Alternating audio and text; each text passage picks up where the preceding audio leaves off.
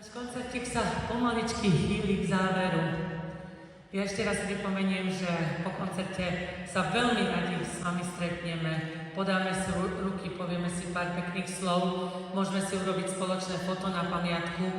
U Editky budú CDčka, ak by ste mali chuť si Marošov hlas odniesť domov, potešíme sa. Dovolte mi poďakovať sa všetkým, vďaka ktorým sa tento koncert uskutočnil.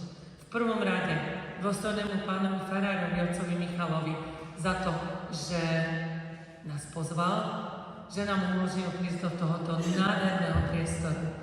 Ďakujeme vedeniu vašej obce, pani Grajkovej a pánu starostovi, za to, že tento koncert spolufinancovali, že ho spropagovali.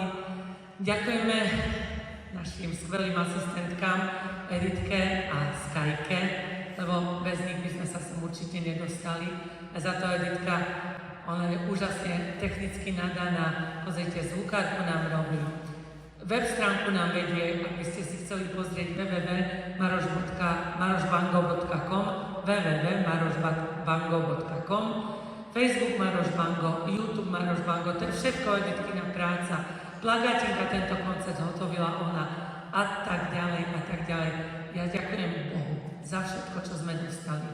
Za dar hudby, za skvelých ľudí, ktorých máme okolo seba. Za vás, našich divákov a poslucháčov. Viete, veľa to pre nás znamená. Dovolte nám na záver popriať vám veľa zdravia, veľa šťastia, veľa lásky, veľa Božieho požehnania a nech sa vám len a len darí. Hovoria mu slovenský Andrea Bocelli. S týmto velikánom, ale tým pravým, sme sa v roku 2013 stretli na jeho koncerte v Bratislave. A ako by to bolo, keby Maroš nezaspieval Bocelliho najznámejšiu pieseň Na rozlúčku Conte Partio.